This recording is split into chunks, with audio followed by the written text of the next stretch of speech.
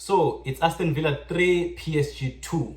Unfortunately for Aston Villa, man, as much as they may have won the game, they also won our hearts, which is something that we rarely say. We usually say that the other team has won, and the one that has performed better and beyond our expectations, they always win our hearts. But today, Aston Villa managed to win the game, and they also managed to win our hearts. Unfortunately for them, PSG are the ones that are going to go through, as they have won the game 5-4 on aggregates. Watching the game, right? Watching the game, I'd say that Aston Villa played very well. They exceeded my expectations. I didn't even think they had that in their locker.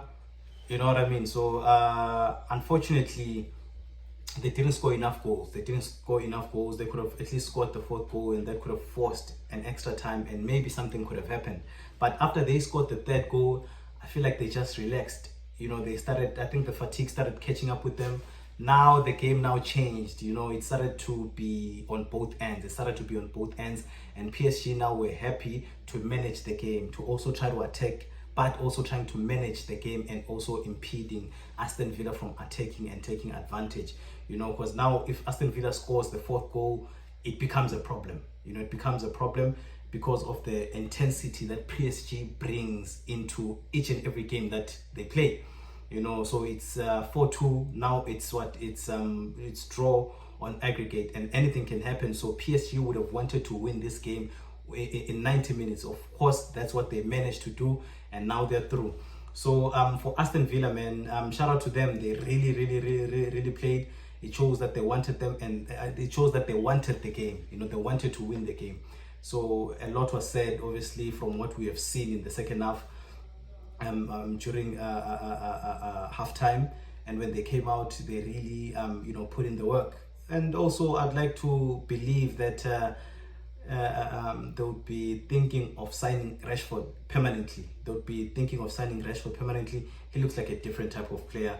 He's hands-on. He's just attacking. You saw the third goal. What an amazing piece of skill. They're beating two men like that. Although on the PSG side, I would like to say that was a terrible defending, especially with the second guy. How do you then just look aside? And probably in his mind is thinking Rashford is not going to try to take me on. He's just going to pass the ball to the nearest player. So let me just try to put my hands behind me and block it as much as I can. But Rashford is a quick thinker. He pushes the ball to the right and also pushes it in, and Kwanzaa just hits it home, just like that. Now it's 3-2. The pressure is on. You can also see their coach, the PSG coach, also looking down, feeling the pressure. It's getting hot now. Also, the players are also, they don't understand what's happening. They're everywhere. They're like headless chickens. And this is the time for Aston Villa to take advantage, to keep on with the press. Get the fourth goal.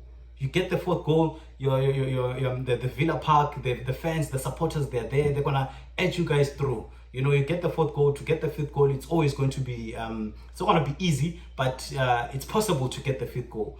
Now, unfortunately for them, after that third goal, they just died out. They invited PSG, and PSG just went on to manage the game as best as they could. And of course, they went on to create many chances in the game, but they couldn't bury them. It was also through that Kwanzaa header, the one that he got the ball, but he didn't get it enough to point it at the post. It was after that I realized that actually the game is done. I realized that because when you're playing these games, you want to take every opportunity that you create. How many times have we watched a game where a team creates so many chances and they're not bearing them? How many times when we see that coming on to haunt them in the end? When you play football at this type of at this level, you need to bury each and every chance that you create. And unfortunately for Aston Villa, of course, it could be that they haven't featured in the Champions League for the longest time. They haven't been there for the longest time, so this squad is still a little bit immature. But if they fight well in the Premier League and make sure that next season also they are included in the Champions League, I see them going all the way. And the more they feature in these campaigns, the more better they get, and the more they can be able to win games like this, especially when they are at an advantage. When you look at teams like PSG, they're well experienced in the Champions League. They might not be experienced in winning it, but they are experienced in these stages of the game. They know how to manage games. They know how to go about, impeding the team, or also fend off the pressure, especially when they play against a team that does not know how to capitalize when a chance shows itself. So just like that, guys, PSG manages to go through to the semi-finals.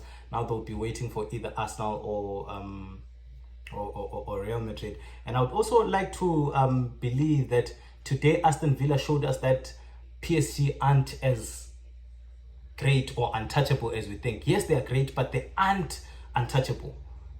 We saw them, and I also saw it in the first leg, to tell the truth. Whenever Aston Villa had the ball, it was so easy for them to penetrate through, to permeate through the defense. It was just a matter of they're not able to score. But in terms of passing the ball and going through, it was easy for them. And today again, we saw that. Aston Villa, they're 2 goals down.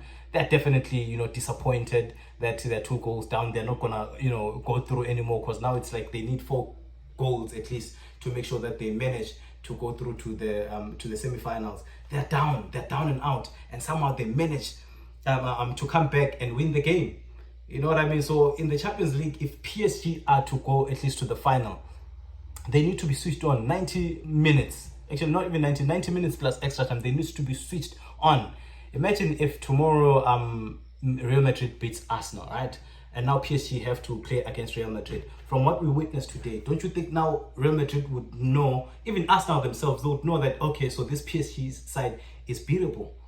You know what I mean? So that's something that I believe is a present that Aston Villa have given the opponents that are yet to play PSG. They are beatable. They aren't all that, And when you look at the players, the Aston Villa players, they aren't really great players. They won't probably get inside that Real Madrid squad. They won't also maybe do it in the Arsenal squad. Maybe they might Rashford, but definitely not in the starting 11. But as a substitute, he might actually make it, or most of them, they might actually make it in the starting 11. So this is a team that we're able to give PSG, a run for their money. And these aren't really first 11 sort of players if they were to play for Arsenal or these all big clubs. You know what I mean? And if they were able to do this, so you can imagine with teams like Arsenal, with teams like Real Madrid, they can definitely go all the way and beat this PSG side. So yeah, that's all that it is for today, guys. Do also check me tomorrow when we watch the Real Madrid versus Arsenal game. Thank you guys for watching. Please don't forget to like and subscribe, and also share your comments. Ciao.